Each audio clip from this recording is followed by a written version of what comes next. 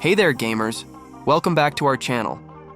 Besides the Assassin's Creed franchise, Far Cry is probably Ubisoft's biggest series right now.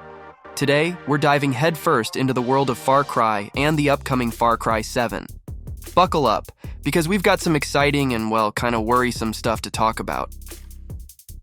Alright, so if you're a fan of Far Cry, you know that the series has had some ups and downs.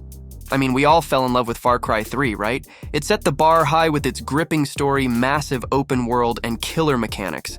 It was showered with awards, and even today, it's still considered one of the greatest games ever made. But after that, it feels like Ubisoft has been trying to chase that same success. Far Cry 4 was fun, sure, but it felt a bit too much like its predecessor. Far Cry 5 started showing some cracks in the storytelling department, and Far Cry 6, well, let's just say it didn't exactly break new ground.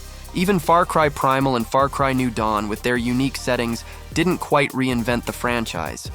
So, yeah, it's been feeling a bit like a never-ending deja vu in the Far Cry universe. That's why we're all keeping a close eye on Far Cry 7. It's like Ubisoft's chance to prove they're not just recycling Far Cry 3 over and over again. We need innovation, guys. It's high time for something fresh, something bold, something that can breathe new life into this series and bring it back to critical acclaim. But here's the twist. It's not all sunshine and rainbows for Far Cry 7. The departure of key creative minds, like the executive director, and rumors of a live service approach are making us gamers a tad bit worried. I mean, change is good, but it can also lead to a series losing its identity. And this whole live service thing, well, that's a whole different can of worms. Now, you know how the gaming world loves its rumors and leaks, right? We're always hungry for even the tiniest scraps of information about our favorite titles, even if they're still in the early stages. And when it comes to Far Cry 7, there's no shortage of intriguing details circulating in the rumor mill. So, here's where it gets interesting.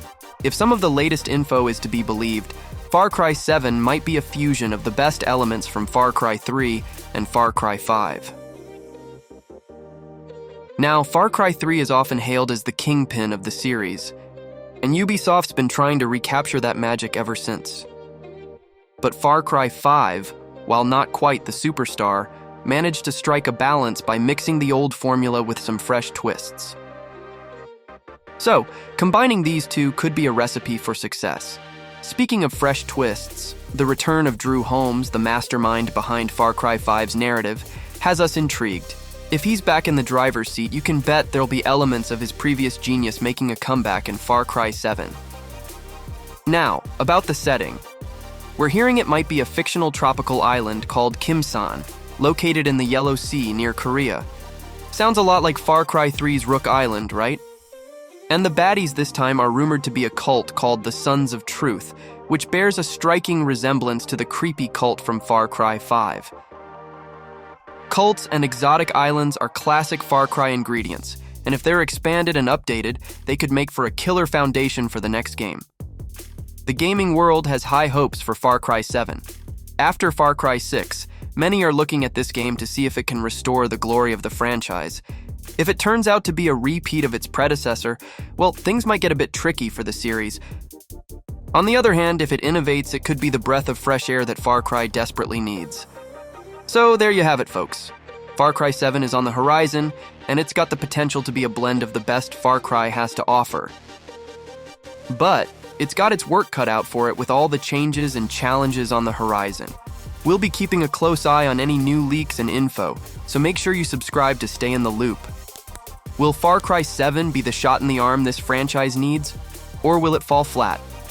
Only time will tell, and we can't wait to find out.